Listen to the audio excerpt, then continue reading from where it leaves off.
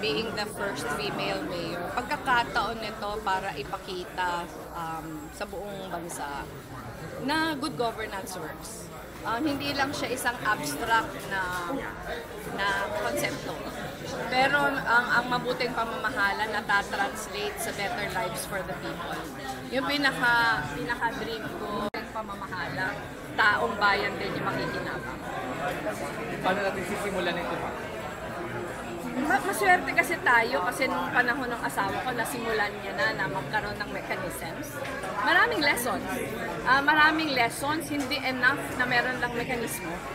Pero yung mabuting pamamahala, araw-araw na pakikibaka ito. Gusto sabihin, walang room for complacency. Dapat yung mabuting pamamahala na susukat. Gusto natin siyang bigyan ng mukha. So pag sinabi natin gusto natin pagbigyan ng mukha, gusto natin na nakikita ng tao kung paano nasusukat. Halimbawa, sa mga procurement, dahil sa mabuting pamamahala, mas mababa yung presyo ng mga nabibili. So pag mas mababa yung presyo ng binibili pala ng pamahalaan, syempre mas marami kang maihahatid sa mga tao.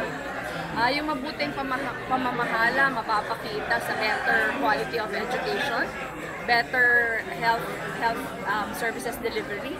So mas ganun yung tinitingnan ko, na hindi lang siya konsepto, pero nakikita ng tao kung paano siya nagtatranslate sa better life.